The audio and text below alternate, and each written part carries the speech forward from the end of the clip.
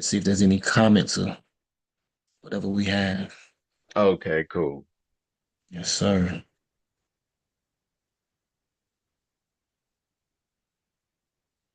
All right. And we are live. Microphone check one, two. What is this? It's B Michael here with Shifting Paradigms Business. And we're live, folks. That's right. Shifting Paradigms. Season 6, y'all. Can you believe it? It's powerful. It's powerful. I'm very humble, very thankful for this opportunity. And you know, we're all about shifting paradigms. We're all about stimulating critical thought in order to positively reshape our reality and redefine our narrative with dialogue and that good Coochie Chagalia.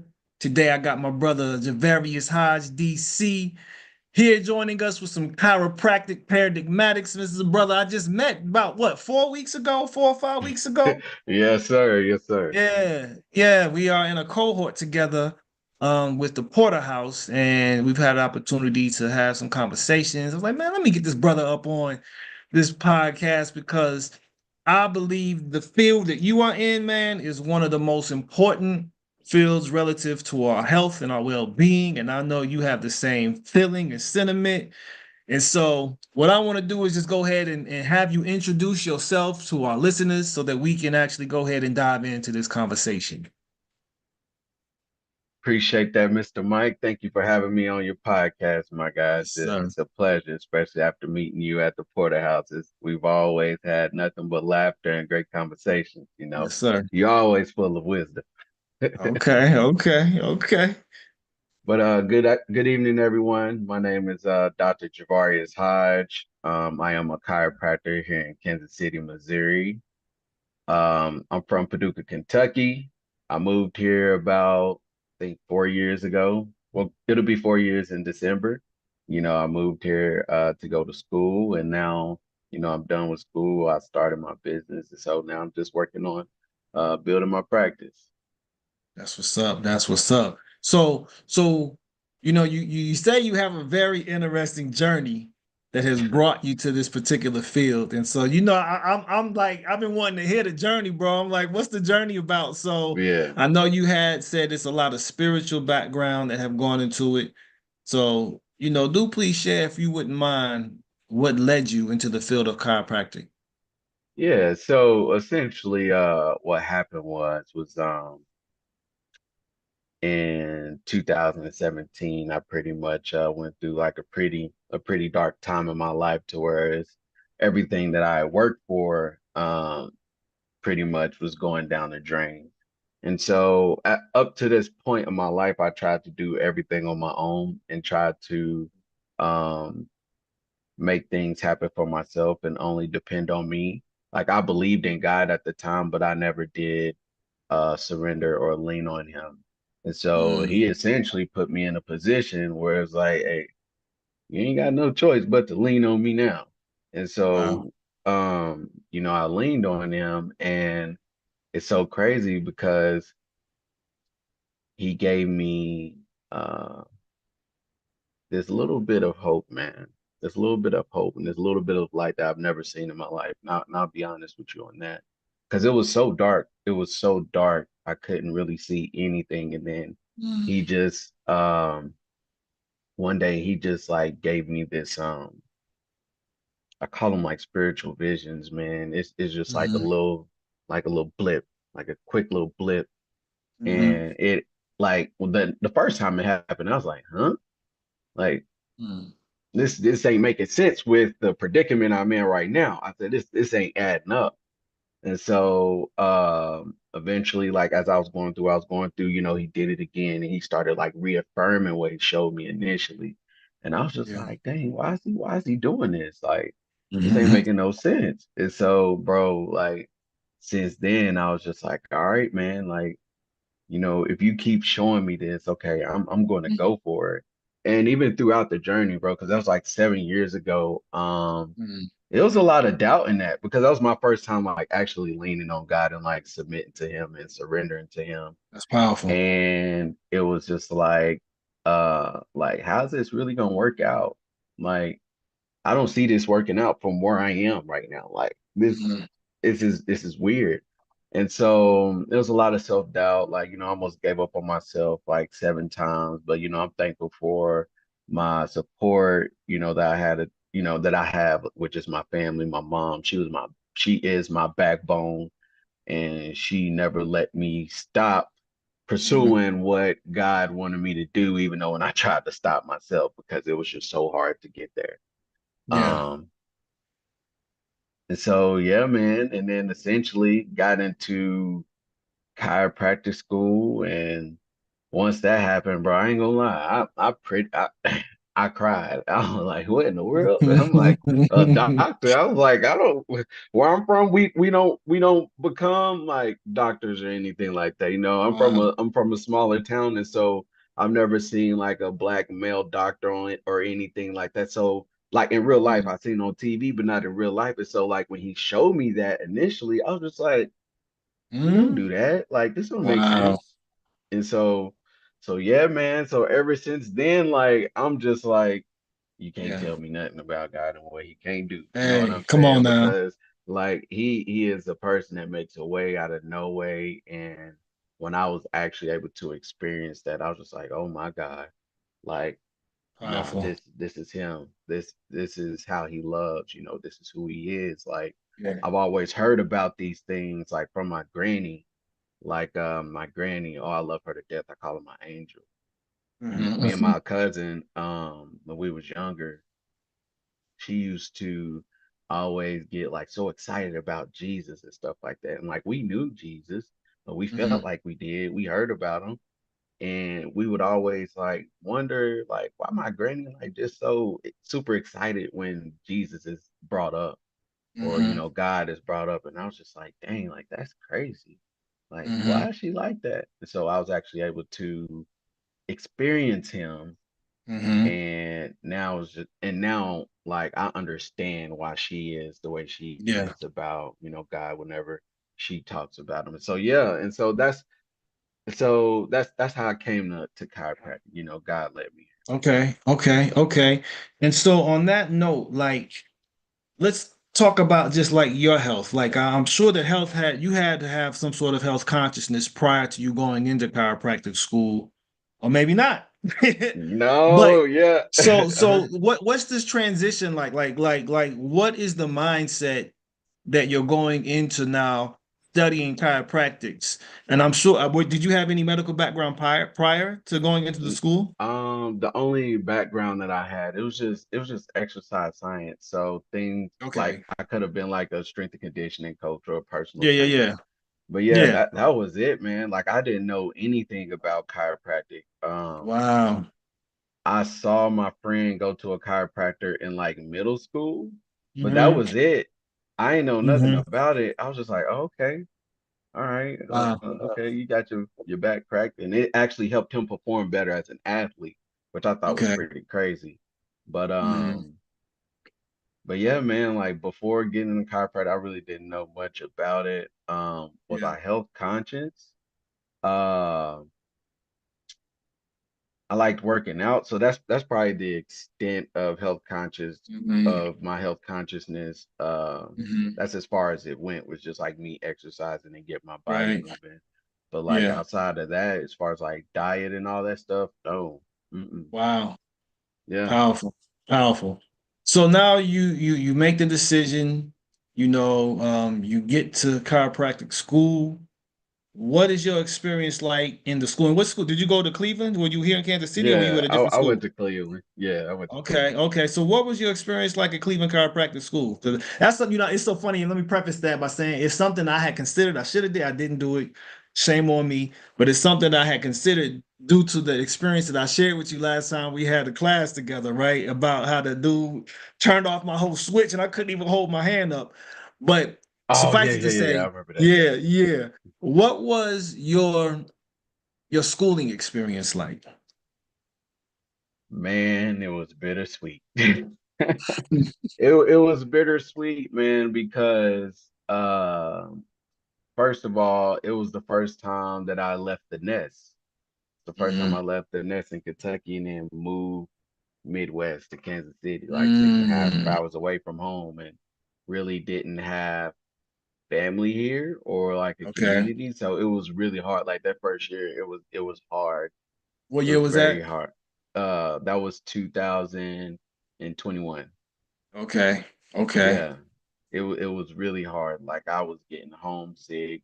It was the first Mm, time I've ever experienced like social anxiety, which I thought was crazy. Like I still have my journal, my backpack right now that goes back to that day in 2021. When I'm mm, talking to God, I'm like, hey man, why am I experiencing this like social anxiety? Like I've never did this before. But it was just because like I didn't have a mm, community, or I left my mm. community and I was in a new environment, like looking for Right. a new community. Um, but that first year was tough, just adapting to everything in the culture. The second and third year was a lot better as I started to meet people within the school. I came Mm-hmm. across a mentor, which was very refreshing. Um, as far as like the courses, oh my God, Mm. They was man, heavy. heavy. Like having to take 27 to 29 credits each Oh, each trimester, and you only get a 2-week break between each mm. trimester, so it's year round. And then the content, not to just mention Oh the amount man. of credits, it's the content too, I'm sure. Yeah, yeah. It was very dense. Some classes were more dense than others, but Hmm. um, but yeah, man, it was like I remember that first trimester, I was like, oh man, I gotta take 9 classes. And Yeah. it's like after that second week, you got 2 exams every week until the end of the trimester. Then that last week of the trimester, you gotta take all 9 finals. And it's just Nice. like, come on, man. How Yeah. is this possible? For real. That's crazy. That's crazy. So, in the midst of you taking these classes, what connection, what link did you find between faith and the science of chiropractic? We're going to get into what it is, but like I want to first deal with the connection that you found. Now, I'm sure you did that exists between faith and the science of our body. That's a really good question. I have honestly, I guess I haven't had that revelation yet. Okay. As far as like my faith with this journey, as far as like how Mhm. it led me to chiropractic, that's the only revelation I've had. But the one that you just that's a really good question. That's a deep one. That's a really deep one. Yeah. Yeah, because our bodies are dynamic, are very dynamic, and it really points to a deeper purpose of what this body is for. And being healthy, I've come to understand, is directly correlated to being holy, right? If you're dealing with faith. And so, can you speak to that though, in terms of the need for us to maintain health? What have you found to be significant in our functionality as humans, right? That health lends towards our, optimum functioning. So for me, of course, being able to regulate your nervous system, you know what I'm saying? When Mm, our nervous system is dysregulated and our nervous system is unstable and we're in that fight or flight mode, that's when, as people would say, you're in low vibration. You know what I'm wow. saying? Yeah. And people can really feel that. That's when you start to feel anxiety. That's when you start to feel fear and all that stuff. Hmm. And chiropractic care, it helps you get like a relief of pain. And sometimes you can get a parasympathetic stimulation, which means your body goes from fight or flight to rest and digest, and you feel calm. um, which I guess essentially, I'm not saying that this is what it does, but um, people would consider that people would consider themselves being in like higher vibration just because they're calm. Hmm. Yeah, I'm not saying that like, chiropractic care does that, but Hmm. from someone else's perspective, they would probably see it like that. I Because can see that. as a chiropractor, we just treat Um, uh, we just treat the spine or wherever there's a joint, wherever there's a dysfunction in a joint, Mm-hmm. we treat it and Mm-hmm. we we uh we put function back into that joint, Mm-hmm. but to help people's overall quality of life, whatever that looks like. Right. Now as far as like diet, oh my God. Now I believe that food is medicine, Yes, and that's sir. just me, whatever you put in your body, whatever you put into your body, you will manifest. It's like you are what you eat. Like I remember Yes, hearing sir. that when I was younger, and I was just like, what is that? Like, I get it, but I Mm-hmm. didn't really get it until now. You know what I'm saying? Mm-hmm. Like, if you're eating all these unhealthy meats or um meats where I guess how can I put it? I'll just say, if you ever meet eating like unhealthy foods and stuff like that, like all that stuff can develop into like diabetes, high blood pressure, and stuff like that. Mm-hmm. Yeah, of course, Right. like genetics and age like play a factor into it, but the foods that we consume on a day-to-day basis, like we have the ability to take control of our health and combat with the factors of age and genetics by just consuming like healthier and more organic foods. Mm-hmm. I've had a great experience myself. Last was it beginning of this year? The beginning of this year. So, I struggle with like, mental health, anxiety, and stuff like that. So I went on a detox with my mentor, and man, we took out everything out of our refrigerator. I had just bought a fresh pack of bacon too, and I was mad. But like we took it out and like for 7 days replaced it with nothing but whole foods, fruits, veggies. And that's what we Wow. started off with just for the first 7 days. Really? And those first 2 days, I was going through some withdrawals. I was like, man, like, where's my bacon? Wow. Like, where is this? Like, my Right. body is like really going through it. But then that third day, man, like I can't say that my anxiety was gone, but it lessened Mm-hmm. significantly. I felt like I was vibrating at a higher level. Mm. Um I just felt so good and I felt so focused and so confident just from eating like healthy foods. And I was like, dang, I could feel like this Yeah. just from eating healthier foods and exercising and stuff like that. I was like, oh my God, like I've never Right. felt like this before. It gave me a new norm because Yeah. before eating healthy, Wow. like my norm, it's like it's like my norm was what I thought was normal before, it was not until I experienced this new norm with eating healthier foods. And I was like, dang, so this whole time, like my normal was actually abnormal. It wasn't normal at Wow. all.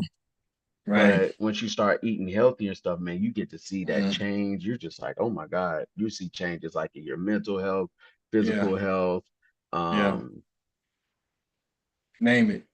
every Name it. you it Yeah. all of it, man. It's Yeah. crazy. That's It's an powerful. experience. Yeah. That's powerful. Have a question in the room. Brother Ellie, who asked, did they mention anything about the founder of chiropractic medicine in your school when you were studying? Yes, Dee Palmer. Okay. And what was I can't. I significant can't. about her? Is it a her or him? It's a him. Yeah. Okay. So what were they saying about Dr. Dee Palmer? So they just gave us the basics, honestly. Yeah. If you had joined like this fraternity, this chiropractic fraternity, you would have been able to dive deeper into his story and stuff like that. I really Okay. didn't go that route, so pretty Yeah. much the only thing that I know is that like he was the founder of chiropractic and Mhm. he started out in I don't want to lie, but I want to say in like Davenport, Iowa. Is it Iowa? Okay. Okay. I think. You But know what year I just know he roughly? was the furnace. Uh, nah, I can't remember the year. It was a Really? long time Okay. ago. Yeah. Okay. Okay. Okay. So So chiropractic medicine. What would you consider chiropractic medicine to be? You mentioned some things about, allowing the body to function better, but what is the overall premise and the major principle of chiropractic medicine? It's pretty much just using just allowing our bodies, there's this thing called innate intelligence, essentially. Hmm. Pretty much just means like the body's wisdom of healing. But Mm. pretty much like we use the chiropractic adjustments to realign the spine, to improve the function of the nervous system, and through the nervous system, um, innate Wow. intelligence is like embedded within that. So if there Right. is no um disconnection in the nervous system or miscommunication in the nervous system because there is a misalignment in the spine, Hmm. then the body can heal itself under the proper circumstances and internal environment. That's powerful. That's powerful. And so I know that it's a non-invasive practice as well, right? It's Yeah. very non-invasive. Do you find that more of your philosophy? Of course, it is your philosophy, but what have you found to be the benefits of non-invasive medicine, as opposed to more invasive medicine? So I feel like non-invasive and invasive medicine, they both like that they have their times and places. You know what I'm Hmm. saying? I Hmm. would Hmm. say if you're looking for preventative care, or even if you're in acute pain or like low back pain, headaches and stuff like that, go towards like chiropractic. You get non-invasive care, like somebody to put their hands on you, like we don't prescribe medications for us to just let us put our hands on you and like realign your spine and get your nervous system back going. I think invasive uh medicine has its place, like for somebody Hmm. who just came in the ER room with their leg cut off or something like that. Don't come to a chiropractor. Go Right, to right, the right, ER, right. you know what I'm saying? And then Yeah, they'll be able to perform their surgery so you right. can to do whatever it is they need to do to either save your leg or Hmm. um So it's not emergency medicine, really. yeah, it's not emergency medicine. Yeah. So what about allopathic and naturopathic? What have you found to be the distinction in allopathic and naturopathic medicine? So I haven't dove that deep into Okay. naturopathic and allopathic medicine. I've heard about it, but there's Okay. not much that I know about that. Do you know anything about it? I mean, just more like Western practices, more dealing with prescriptions and medical um technology, if you will, which some instances does help the body to heal. Naturopathic, which I subscribe to more so, is like you were just saying, allowing the body to heal itself, where the alignment is so important, breathing, diet, herbal remedies and things like that, and really returning to a natural way of life that allows for the body to do the healing and to really res- like to get to the source of the symptom, where I have come to find that allopathy addresses the symptoms more so Got as you. going to the source of the symptom and really finding a way to remedy what is causing those symptoms, as opposed to just shutting off the synapses or whatever is taking place to make that pain, or Mm, to, what I'm saying, do yeah, things like yeah. that. So let's find a way to really treat this and to get the body to respond to itself. If I may, real quick, the brother who asked the question, he says D.D. Palmer was a spiritualist and he had the revelation of the chiropractic method from his spiritual investigation. Chiropractic medicine indeed started as a spiritual practice. He was just wondering if they go over that origin in the school. And that's where I believe you said that fraternity gets into a little deeper aspects of it. That's a very interesting perspective. I've never heard that. And Mhm. as far as the fraternity, I don't know if Right. they get that deep into it. Mhm. But yeah, that's interesting. I never heard that before. Yeah, yeah. It's just, my my brothers and sisters are some very investigative individuals. Like we question Hey, it's always everything. good to be that way. It's We always good to question be that way. everything. Yeah, Yeah. yeah, yeah. Um, Man, any last thoughts you want to share? I know you said your time is a little limited today. You know, Hmm. it's getting near that time. Are there any? Well, let me ask you this: how can people find Javarius Hodge, DC, doctor of chiropractic, to make sure that they can make sure their dietary practices are sound, their nervous system is functioning, their spine is aligned? How can people get in contact with you? So you can either follow me on Instagram at Dr. dot Hodge underscore TBCW. TBCW stands for Touch Based Chiropractic and Wellness. You Mhm. can find me on Facebook at Javarius Hodge slash DC. Um, my email, it is Dr. Hodge at touchbase ChiroWell.com. And Mhm. I'll be able to get back with Dope, dope, man. Any final thoughts you want to share in light of just, encouraging the people to maintain health, to maybe even visit a chiropractor, whatever you would like to share? you. Yeah, man, it's always important to maintain your health. Um, nowadays a lot of people are starting to become more health conscious, which is amazing. It is amazing. But yeah, just always keep your health at the forefront and watch what you eat because what we eat, that's why we all get Mm, diabetes and all that stuff, man. So I'm yeah, not saying like never eat that stuff again, but it's always right. good to do it in moderation. You know what I'm saying? Hmm. Um, but yeah, keep your health at the forefront, keep God first more than anything. Mm, Um, and yeah, man, that's about it. Hope y'all have a yeah. blessed one. And thank you Man, I for having me on appreciate you, here, my man. brother. Yeah. No doubt. I thank you for coming on. We may have to revisit sometime in the near future, especially I know when you get everything the way you want it to be as you're transitioning to where you get to that level like I'm here now, you know what I'm saying? You there, you already here, but I know what you're doing. I know where you at, bro. Feel that. Keep it pushing, man. We will see each other tomorrow night in class, man. Thank you for again coming on.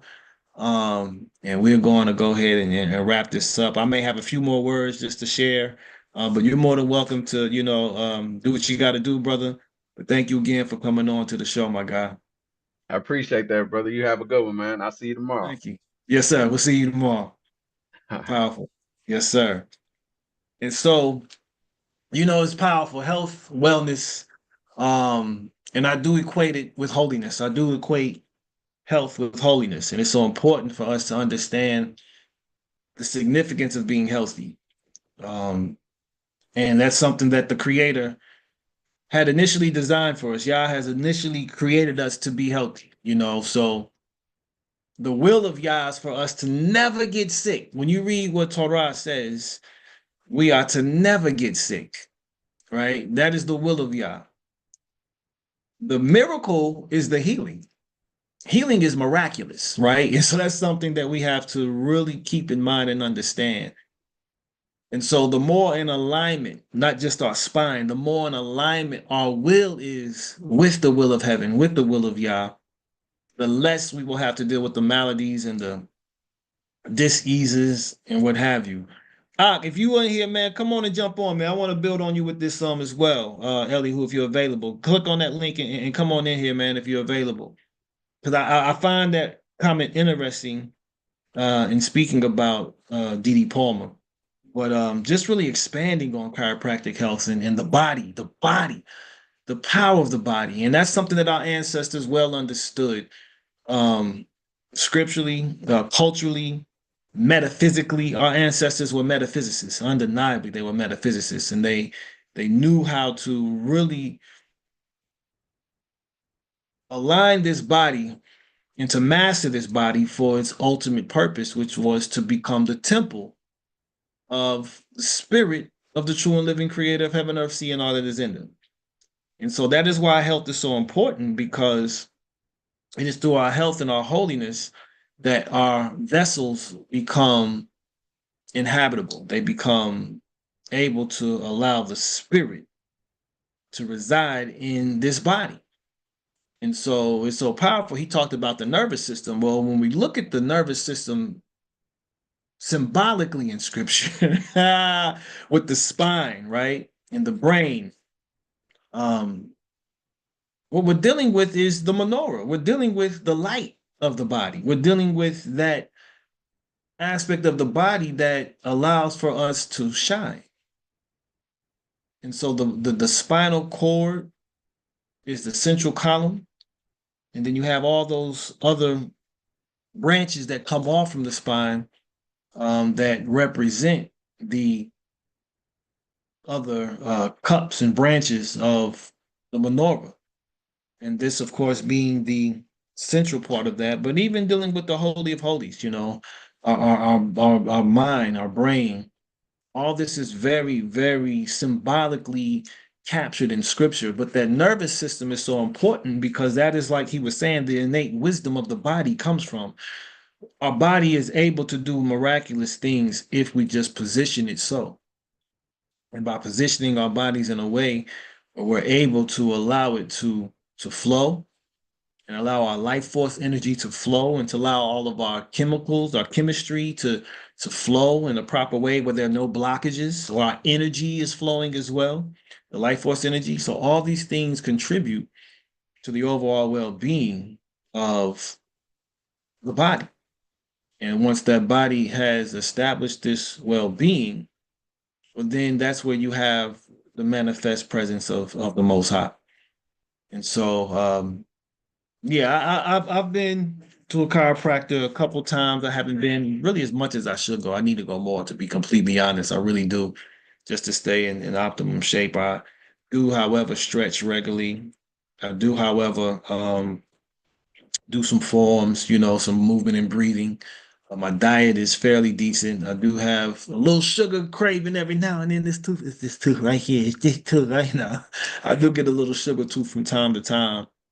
But for the most part, even at my age, now nearing 50 next year, the Most High has kept me in pretty decent health. I'm not on any medication, all praises to the Most High.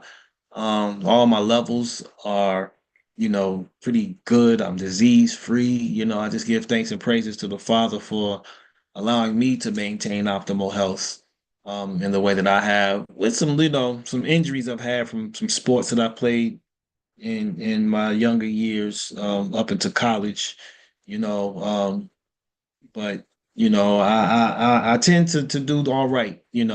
I don't need a cane. I don't need a walker. I don't have neuropathy or anything like that. I don't got Arthur talking to me every night. So I'm fortunate. I'm there, definitely fortunate and thankful to the Most High for him maintaining my health. Um, but yeah, I definitely wanted to get the brother up on here and have him share his experience, have him share his background and his business with us, because I think it's important that we support one another, even as we deal,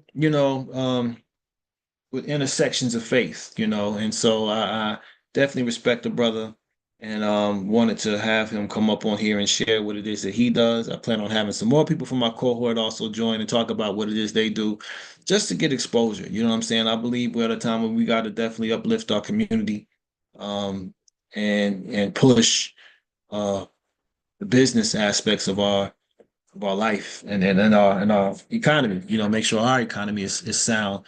Um, and there's a whole bunch that I could go into with that, but I'm definitely going to keep this health centered. And just think about how our bodies, man, are so powerful. The scriptures, the psalmist tells us we are fearfully and wonderfully made.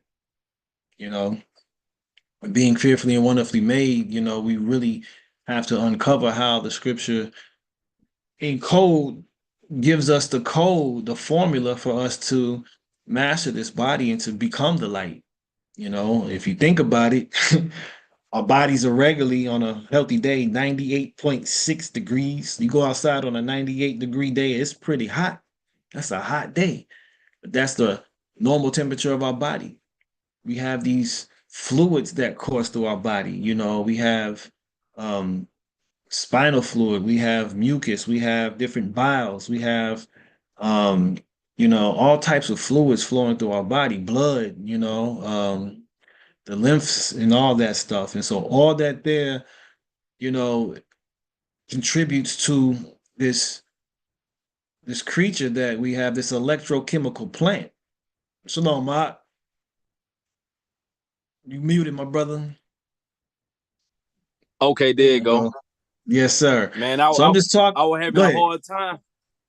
Uh-huh. My bad. I was just saying I was having a hard time messing around. I forgot I had deleted Zoom off my phone. Oh wow. Yeah, And yeah. so I had to re-download it, re-sign back in, forgot my I get password, it. so slick out. All good, I'm just talking about, the dynamic reality of our bodies as being electrochemical plants and really light beings, you know what I'm saying? And how all the different electrical um impulses that goes through our body, the chemistry, the chemicals and fluids that flow through our body, the earth, the minerals and everything that's in our body, and how we're designed to bear light. You know what I mean? And That's so right. it's a very powerful reality. But what's your thought on that, my brother? So I Introduce was yourself first, man. I don't know, my listeners have never seen my right. brother Maury Elihu before. And look, I plan to be on here on the actual planned day. By the way, I'm thinking I'm free on the 23rd if you down. But so Okay. hold on real quick, slick out. My alarm clock was going off. But my name is Elihu. Some people call me Maury Elihu. Elihu. I'm out of Alabama, all over Alabama. I spent 10 years in Florida, so I grew up there as well, my teenage years. And right now, I'm in between the border of Georgia and Alabama. I do a lot of work in Atlanta. In the Hebrew community and even in the health conscious community as well. Over the last past few years, 2020 was a real wake up call to me.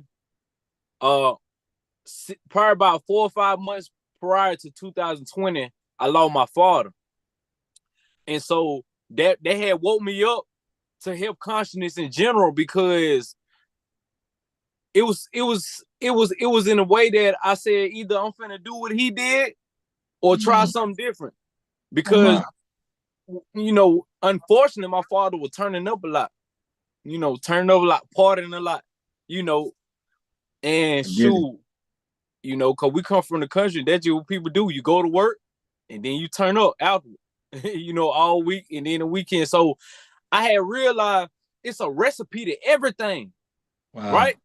Yeah.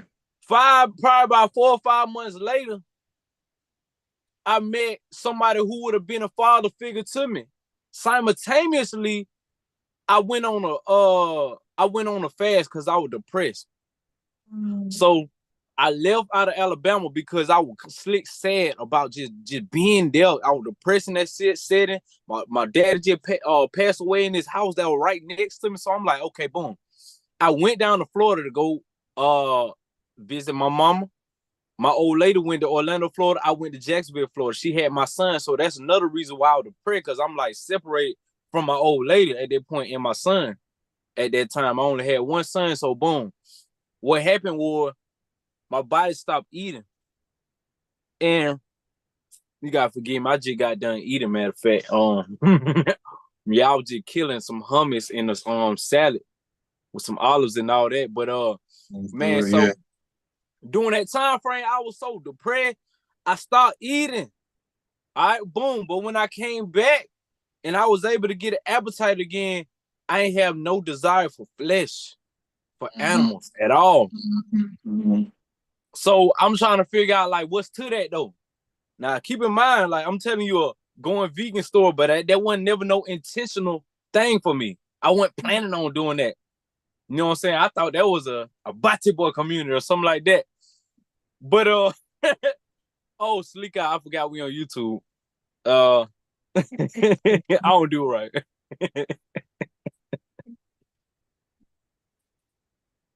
So we good, right? We good. We good. Okay. All right. So yeah, man, I had accidentally went vegan, right?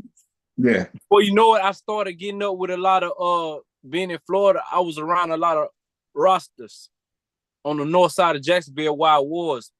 One dude, Rasta Dread, and he kind of aided me in he was, explaining to me why I was vegan, like why my body just all of a sudden stopped liking animals.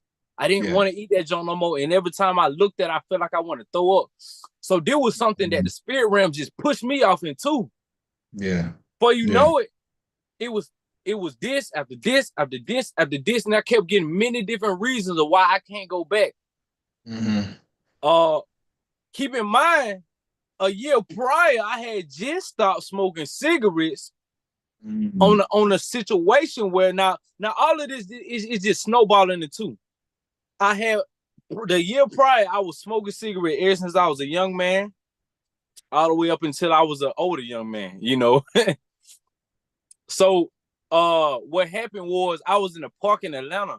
Me and my old lady were feeding the homeless with her sister and a group of other people. And I went up to this man. He had a hat on. It had an ankh on it. And now that I think about it, I think he was with a Nuwapian Nation. He looked like that, right? So it had a big gold ankh on it with a black hat. And he said, bro, don't come up to me walking like that. I said, what, man? I'm trying to give you some. He said, bro, you got a black and mild in your hand. Why is you got that in your hand? Is you crazy? I said, man, I ain't crazy. What make you say that? Well, he was like, well, you tell me. On the back of that cigarette pack, didn't it say something about a Surgeon General may cause cancer and heart disease? I said, right. He said, why do we look at that every day? Knowing we know people that done died from heart disease, they done died from cancer. We know people. And so we gonna go do the same recipe they did. We must be suicidal. I said, dang, bro, you right. And what the dude said was, he said, don't come up, give me nothing unless you throw that away. Throw that black and mild away. I said, man, you know what? I'm finna be respectful to my elders. Threw black and mild, I threw it away. And I went on and gave it to him. And he was like, bro, I respect that. All right, boom. Later on that night, I started thinking about it. Because I have intention to go back and go get another black. I was thinking about it. I said, bro, he so right. Like, what kind of madness are we under? How you get what make you look at something or know something is not good for you and you still go do it? What kind of craziness is that? Yeah, that's insanity. So stuff like this snowballed up into the point where around 2021, like it was a few years later, around 2021, I had already been off of the flesh. I had been off of the dairy. What happened was I went on a fruit fast for 28 days. Right? But during that fruit fast, like I wasn't eating like no good big fruit bowls or nothing like that. I'm eating struggle fruit. So I might eat a mango a day. You feel me? And I got super skinny. But every day I was feeding my spirit though. Every day I'm listening to Dr. Laila Africa. And for the ones who don't know, Dr. Laila Africa is a famous naturopathic. Let's say he was in the allopathic community as well. You know, he was an actual on paper doctor, but he was Afrocentric. He was holistic. He really helped nurture that idea. You know, most people speak about Dr. Sebi, but Dr. Laila Africa don't get enough love. You don't. So, you know, I was in that time frame. I wasn't eating nothing but probably like a mango a day from the market at the beach in Jacksonville, Florida. And man, what happened was I got super skinny, but I felt highly electrical. Wow. I feel like I could tap somebody and zap them. Like, man, bro, that's a high right there. That is a high. Yeah, it is. Anybody want, and I'm gonna get to my point, right? I talk a lot. Anybody want to get to the high, a high that you don't need to smoke or drink or snort to, bro? Go on a fast, nothing but fruit. Wow. Particularly a fruit that's unlike a banana, unlike an avocado, but citrus type fruits and sweet tree fruits. All right. And coconut water, right? So that's all I was on. Coconut water. Get the raw coconut water if you can. Right. And it's a farmer market on Beach Boulevard in Jacksonville, Florida. I used to go there the Asian people, they was running the coconut stand. And I go get me a whole lot of green young coconuts. I got pictures of my refrigerator in my apartment filled up with number green young coconuts. Powerful. So connect that to Genesis, to the Edenic mind, right? Because I think what has happened, I don't think what has happened to us is that we've gotten away from our original consciousness, right? We've deviated from that particular mind that we were given, that we were shown back in Eden when we were told to eat fruits, vegetables, herbs, grains, in those natural waters, you know, the H3O waters, you know what I mean, and H2O waters. But talk on that some, man. That's right. Genesis 1:29, Better Sheet 1:29. First of all, we was made from the dust of the ground, right? Afar. Our basar was made from afar, dust. You know, this same dust had the minerals, the same minerals we have: zinc, potassium, iron phosphate. You know what I'm saying? Gold. You know, so we in order, we don't want to skip a step, right? If Genesis 1:29 gave us a prescribed diet, it gave us a prescribed diet, meaning when we was in our perfected state, the Eternal One, like, this is what your body is designed for, right? Yeah, we can eat the other things, but what is it designed for? You can put 87, 89 in a 93 octane car. But what's gonna happen? Eventually, it's gonna have a long-term blowback. Yep. It gonna run though. Yeah. What was it designed for? So the thing about it is, what was the intention with Adam Rishon? What was the intention with the Adamic civilization? That's what I'm thinking about. Why do we walk upright? You know, so we can grab things out of trees. Why don't we have a long neck and big, heavy 10-ton bodies stretched to the ground with a mouthful of molars eating nothing but grass? Why don't we have long fangs and long claws so we can rip and tear apart meat? Because guess what? The only way that a real carnivore gets its nutrients is how? It got to be a live animal. It got to be a live animal with their blood still running, because that's how you going to get the nutrients, with the blood in it. But we don't supposed to eat blood, right? At all. We shouldn't. I would say not the original, man. Right. You might have some forms of humans that can tolerate it a little bit more better. But let's take it back to Better Sheet. Let's take it back to Genesis. So if we got this prescribed diet and our body bear witness to certain things, you know what I'm saying? It 100%. Bear witness. If we got the prescribed diet, what the world change? Malachi 3:6 say the Most High never changed. What make you think something had changed? Why now? Right. Why now we believe that we can eat, you know, a little piece of pig, a little piece of pig, a little piece of lobster, you know what I'm saying? Yeah. All right, boom. Now let me take it here real quick. And I don't mean to hold up your question, but man, nah, this is good. This is good. You brought this up, so now I'm gonna have to sit on it, right? Yeah. In Deuteronomy, when the Eternal One said, when you go besiege a city, he said, do not put an axe to the trees. Yeah. Why? Yep. The sentence under that say, because the tree of the field is man's life. The fruit trees is man's life. Every seed-bearing fruit, just like Genesis 1:29 said, every seed-bearing fruit is your food. Yes, sir. Now, keep in mind, we know we got the translation that say meat, right? KJV say meat. Meat didn't mean animal flesh until the 1800s. Exactly. Even meat flesh always meant lechem, food. Yep. All right. So we just hit Genesis 1:29. We just hit Deuteronomy when it was giving us war tactics whenever we go into the city. It didn't say a piece of lamb booty, you know, while you fighting was gonna be man's life. You say the tree of the field. All right. Now somebody gonna easily say, well, what about Leviticus 11? Or what about Genesis 9? When Noah had you know, the Eternal One allowed for the limitations of food to be expanded. Now you can eat animal meat. Right? Which is true, but let's also keep in mind that vegetation was almost slick destroyed by waters, by flood. Right? That's something to think about. And they say every living thing you shall eat as the green herb that I gave you. So Right. Right. again, it reiterate what was the original intent, what was given first. Mm-hmm. Mm-hmm. Somebody also can say, Leviticus 11. Why did Mm-hmm. Moshe give us a clean and an unclean?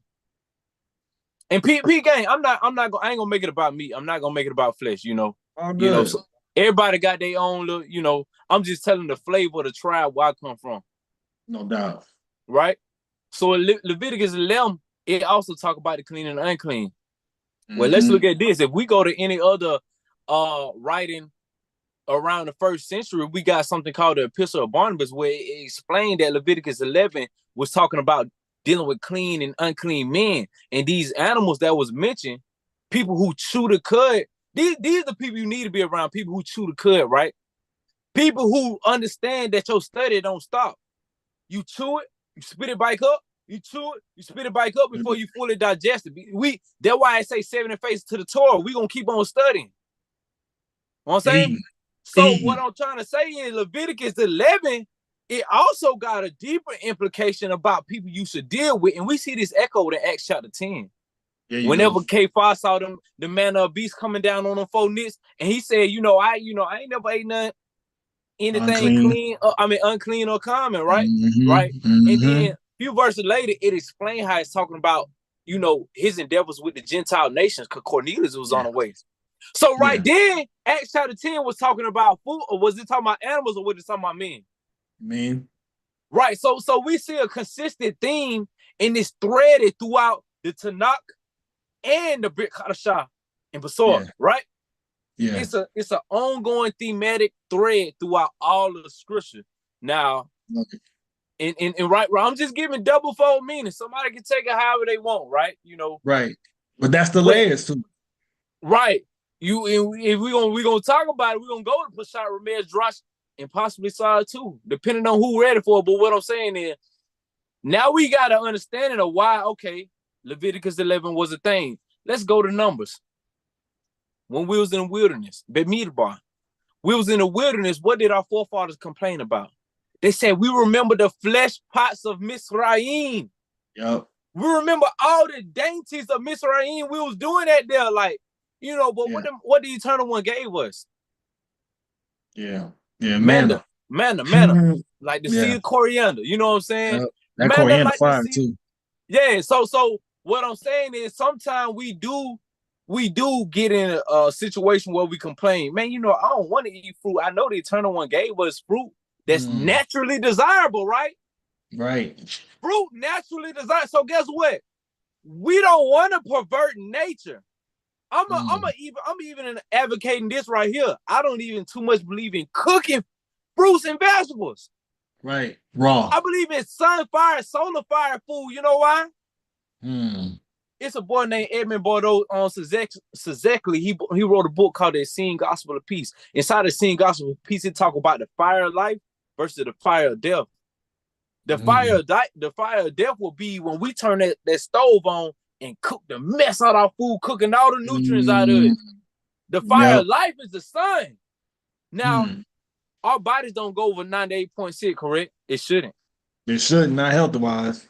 Right? If it get up to like 104, 105, you feel a fever, but you ain't dead all the way, right? So you got limitations between the 98. It's cooking out all the impurities. It's cooking out all the impurities at 104. Exactly. The same way you're going to cook out nutrients in food, right? So the sun, if the sun get up to like 120, boy, we cooking down here, ain't it? Yeah. The sun usually, or the heat that come from the sun, in the good summer day is around the 90s, right? The same way our bodies is. So what we want to do, we want to emulate nature, because that is the handwriting of the Most High. Yeah, it is. The handwriting of the Most High is what we can bear witness with in nature. So nature tell us that the sun is usually in the hot state around by the Hundun, close to 100. Our bodies is close to 100. If we go anything beyond that, even with cooking food, then we taking it out as a natural state. The sun cooked that pineapple. The sun cooked that mango. The sun cooked that soursop before you even got it. right? So if we gotta go and do all we can to prepare something and process something so that it can be desirable to us, the eternal one, you know what I'm saying? Was it really meant for your everyday food? Wow. Say a But lot. fruit naturally desirable, right? Yes, sir. What I want to do is, and my bad, Sleek out. I know you Nah, might got a go, question ready. go, no, let's But go. man, listen, bro, don't get me started. You on the tear. Let's go.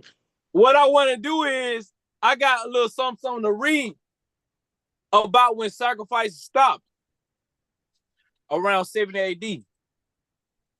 I want to flip a couple pages over, but I don't feel like trying to find it right now.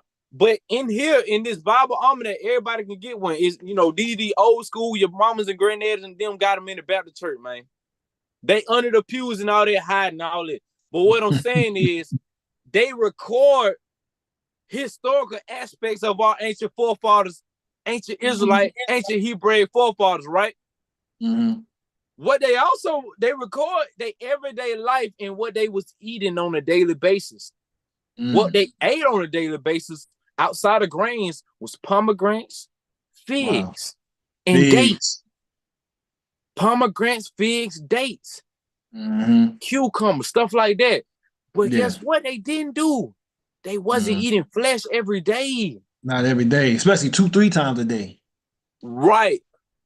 The time when they ate flesh was during ceremonial times, festive times. Why? Because in them times, it took a lot for a community to even slaughter something and prepare it for everybody. Come on. But now we got the temples of Baal, the temples of the devil all around us, which is what we call slaughterhouses, where you able to catch 250,000 bodies in one shift.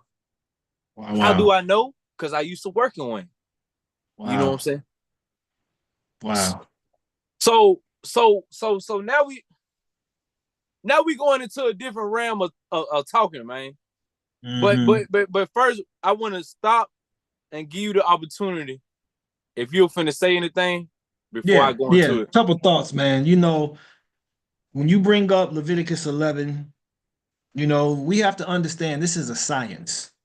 When he's giving us a dietary prescription, that is scientific. You know what I mean? Moses was a hygienicist. Moses was a dietitian. Moses understood the dynamics of that due to his engagement with the presence of Yah, which the omniscient one provided him with the science. Right. And so when you're dealing with dietary science that the Torah prescribes, it's going to bring you to your highest level of functioning. You know what I mean? So that's what the Torah is giving us, is the prescription for us to function at our highest level, right? And then you referred to Genesis 9 and 10. Now, it's so interesting when you look at the ante and post-diluvian times, pre and post flood. What is the most significant thing that you notice about men and women pre and post flood? Well, their intellectual capacity shrunk, their longevity, their lifespan shrunk, their lifespan. Their lifespan in their stature, but lifespan is what really takes a dramatic turn. The oldest being Methuselah, 969. Now you lucky to get 120. I ain't thought about that. That's hard. And that's what the flood did, because that's when man started eating flesh of animals after the flood. And so that completely captures what takes place when you consume death. You become it, right? When you consume death, you become that. And that's what our people don't think about a lot. And not to mention the scavengers, not to mention the predators, not to mention those animals whose nature is a little more ferocious, right? And my brother earlier said, you are what you eat. If you're eating a ferocious animal, you're eating an animal that's a scavenger. What characteristic traits are you putting into yourself? Come on. Right? So these are things that we have to really think about and examine, which is why the Most High gives us these domesticated animals to eat if we do eat flesh. Right? He wants us to understand the nature of these things and the cleanliness, and not to mention, my goodness, not eating flesh that's torn, not eating things that die of itself, not eating, all kinds of disease animals, which they're putting in these markets, and our people are eating it and succumbing to preventable diseases. And so here we are now, struggling to just maintain health. But it's something that is really simple. It's not always easy, but it's really simple to put ourselves on a diet that allows for us to experience life. But here's what the problem is. We live to eat as opposed to eat to live, right? We And so we have to get that mindset, you know, and that's where again the diet comes into it because if your mind is foggy and not clear, a lot of that is attributed to what we're putting into our body, right? Are we eating walnuts? Are we eating the foods that are good for the brain, right? Are we getting the necessary oxygenation and oxidation that these foods provide to us? Are we getting supplements, right? Are we getting things? Are we drinking enough water that allows for us to be pure, right? Are we flushing out all the toxins in our body? Because what happens a lot is we just become so toxic due to us eating in America what's called the standard American diet. What's uh-oh. the acronym of that? What's that acronym? That's sad. It's Sad. sad, huh? Sad. It's sad. SAD. But here we are, you know. So that was just some of the reflections I wanted to share in light of what you were saying. I mean, there's a lot to go into it, but I think that those things are very important. Is to understand again, the scriptures have a scientific recipe or formula for us to live according to. And that's something that we don't look at it like. It's a very scientific formula, right? Mm-hmm. And we have to look at the dramatic change of what took place when humans started eating meat, as the scripture records, right? A dramatic reduction in life, a dramatic reduction in the stature and in the mindset of man. So I would just add that to there. But I wanted to get back to the light. Let's talk about our bodies as light because I think that we can really overlook that and understand how Enoch was engulfed in light. Elijah, we have Moses, we have Noah, we have Mashiach, Yeshua, right? You have instances of people, Stephen, being just transfigured, right? What do you see? How do you see us getting to a point where we can become more illuminated as human beings? Uh, First of all, I start by saying this. Coming from the physical perspective, Mhm. as well as the mental perspective, in order for us to become that light, I'm gonna start here, right? I guess if somebody were to get an MRI or any type brain scan, you can see consciousness on a brain scan. Mhm. You know what I'm saying? It got an iridescent light to it. It Mhm. have different forms of light. And we see Mhm. this light coming from the synapses on or the passing of electricity between your neurons in your central nervous system, right?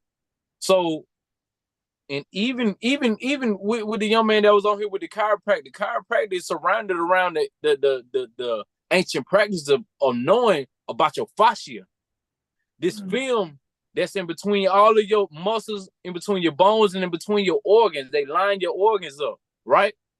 Mhm. And I hear my mama. My mama a big scientist out here, man. You know, she was a large animal vet. She did a lot of surgeon work on large animals, cows, horses, all that. So concerning anatomy and physiology, like that's where I was originally seeing, you know what I'm saying, the connection between the eternal one and how he designed us to be these light beings, even in this meat suit that we living in. So Mhm. this light that you speak of, your fascia, which is in between all parts of your body, it's like it change forms. It's like a crystallized type film. It become liquefied depending on how much you move as well. Liquid crystal, yeah. Right. It gives off its own light.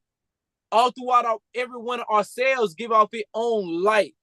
In this same light that we see in our neurological system. So in order for us to reach that state, going back to the brain of what I was speaking about, where you can see consciousness on a brain scan, usually you got more consciousness in your neocortex depending on how much you eat. So look, it might go back into about eating. Now, it ain't even right now. We not gonna talk about what you eating. It's about how much you eating right now. Because over here in America, we was taught to overeat. And so what this do is you get more blood flow down in your GI tract, right? In your gut. and this blood flow becomes limited in your brain. The only amount of blood that you catching is on your brain stem, which is your more natural animalistic instinct is at. Wow. So we see Reptilian this mind. indeed, your reptilian brain, in which it do indeed look like a reptile. When if you take it off piece by piece, all you got is that knuckle, or for your hippocampus, or what's surrounding your hippocampus and your brain stem, right? It looked like a snake. And so this is why we see, even when people go on dates, man, they go to a little restaurant. Or cliche date, you go to a restaurant. After that, you ready to go home and wiggle some ties on whoever that young lady is, right? It's a connection between food and sexuality. Because soon as you get full, that's the only thing you can think about. You ain't trying to sit down and write no essay if you full, man. You either finna go to sleep or you finna get on something. Period. So it's only so much thinking you can do when you're full. So which is why Isaiah talked about the Messiah only eating honey, right? It said basically saying the Messiah gonna be eating light things. And then even John the Baptist, Yeshua being yourself cousin, he ate light things. And people asked, people was aware that John the Baptist and his followers, his game, they fasted a lot. Why? Why is fasting so much, involved with your spirituality? Why is that? It's powerful. And go ahead. I was just finna say, I believe this was gonna bring us back to that light. Us coming out that animalistic nature and us almost getting to like a breatharian, man. But it's more to say on that. You go ahead with it. The fasting aspect is so important because you talk about desires and its connection to our appetite, right? If we can master ourselves through fasting, right, knowing how to control ourselves, but also allowing the body to rest so that it can actually fire off and function at its peaks, because our systems need a rest. The digestive system is perhaps the most overworked system that we have, as you talk about us overeating here in America, particularly. And that system needs to rest. And if that system is not resting, it doesn't function properly. And that's where disease comes from. And if disease is present again, you have no health. And if you don't have health, going back to my initial statement, you can't be holy. And if you can't be holy, there's no spiritual alignment that we can truly have, because we've allowed ourselves to become bold and to be fat, to go to, what does it say in scripture, to wax fat and kick. Israel waxed fat and kicked because they were just giving themselves over to pleasure and gluttony and no self-control. So all that is relative to that. I can definitely see that. But the fasting, I would connect it to Deuteronomy chapter 8, where we are told completely, man shall not live by bread alone, but every word that comes from the mouth of the Most High. So no. Like that's what really connects that dot for us, So this is good. This is good. So no. One thing to call to mind, especially if we read it in the Aramaic Targums, but in Numbers chapter 24, when Balaam and Balak was having their episode with the children of Israel, as we was trying to go around the Moabite nation, get what? Balak, go get Balaam. Hey, come on, man. Hey, curse these folk. What he said? I can't curse them. They doing right. But I can tell you what you can do for them to get cursed. Yeah. And in the Aramaic Targums, Balaam going to details about what it's going to take. Balaam said, if you get these people, he said, get them to come have a feast with you. Get your most beautiful women and let them lay down with these women and get full and get drunk. You go to the next chapter, that take place in the first few verses, and then it said the children of Israel committed whoredom or adultery with Baals, the different Baals in the Moabite land, the different devils, the different demons, right?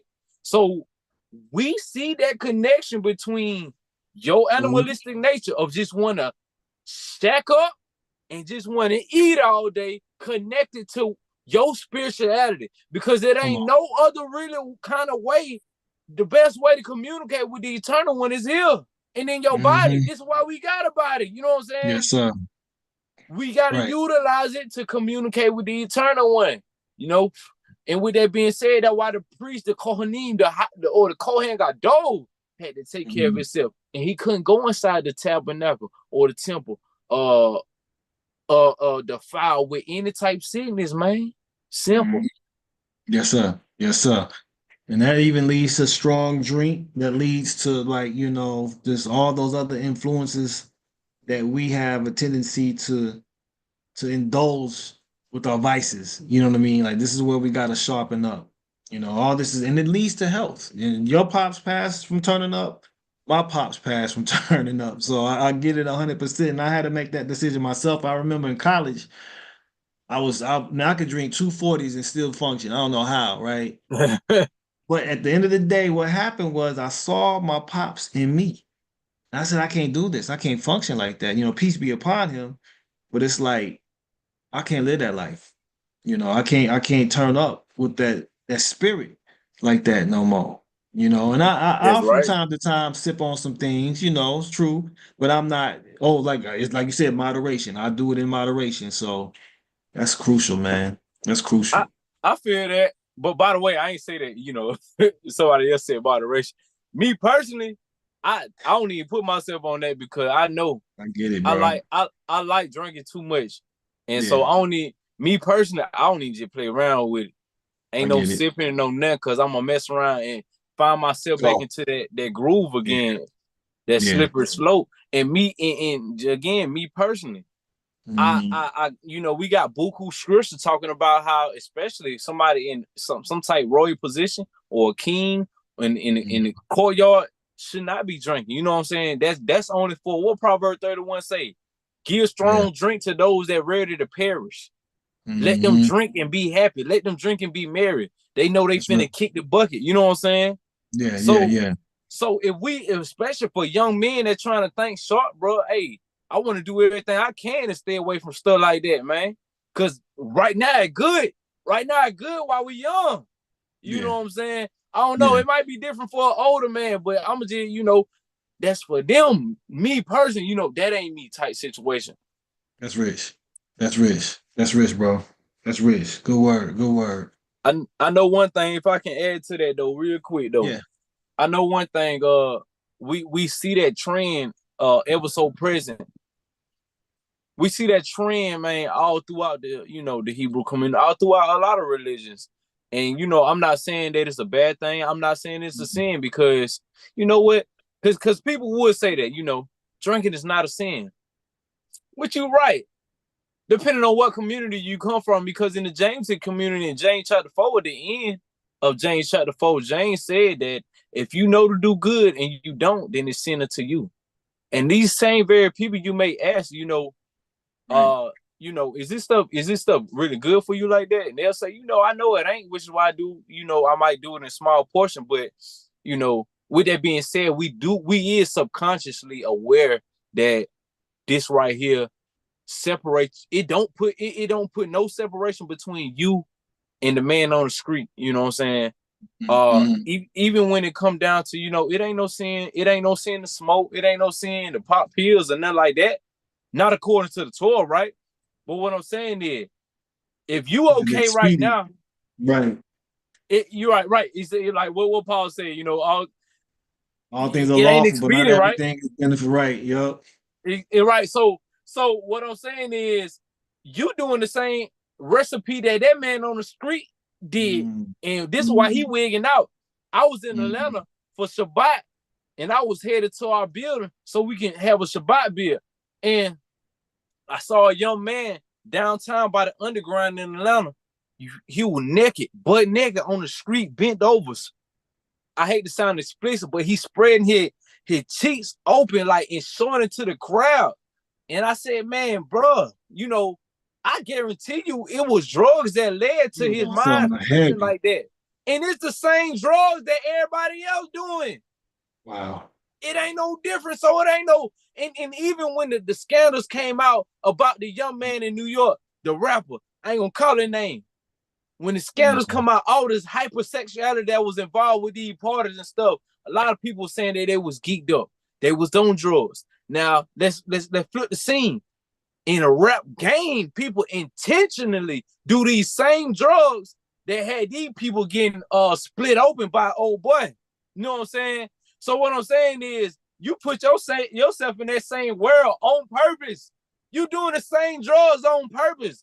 Now, if you mess around, get caught up in some stuff, that's you, because you was geeked up, bro. We got to stop celebrating the geekers. We got to start celebrating unhealthy, habits in general. 100%.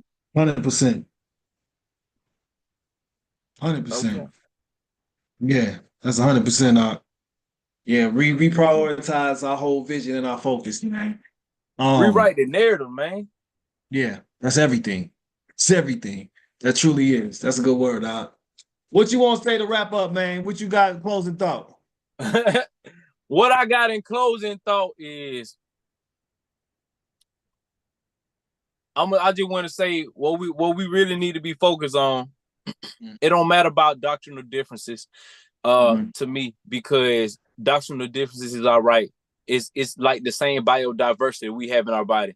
You got many different cultures of bacteria in your body, which makes up you. The more diversity of bacteria in your body, the longer you live. So what I'm saying is, in this walk, we might got different flavors. We got different styles, and let's celebrate that.